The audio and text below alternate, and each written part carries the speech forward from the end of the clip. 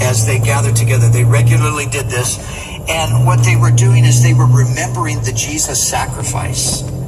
So you get the point? You see how everything is about Jesus. It's the Jesus story and it's the Jesus life. And then this gathering around and remembering the Jesus sacrifice.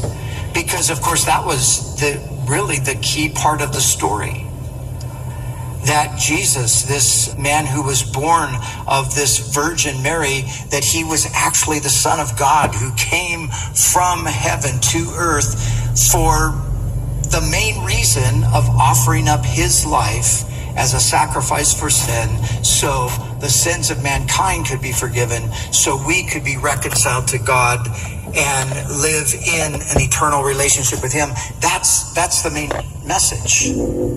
And all of that happened through the sacrifice that Jesus made. So as they would come together, part of what they did was they would rehearse the death and the resurrection of Jesus over and over again to one another through partaking of the bread and the cup. Because that's what happens when we share that meal together, the bread and the cup. What are we doing? Paul tells us that we are remembering the Lord's death until he comes. And so that's what the Jesus people do.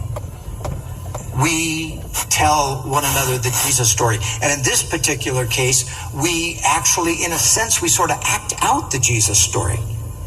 That's what's happening, because it was on the night that Jesus was betrayed, we read that he took bread and he broke it and he distributed it and he said, "Take this and eat it, all of you, for this is my body, which is broken for you." And after that, it says that he took the cup and he passed it out and he said, "Drink this, all of you, for this cup is the new covenant in my blood that is shed for the remission of sins."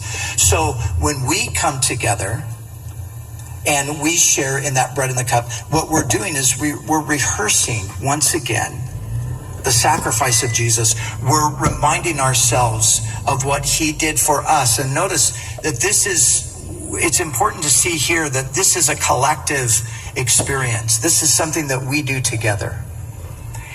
And it's also important to remember that we do this as every tribe and tongue and nation.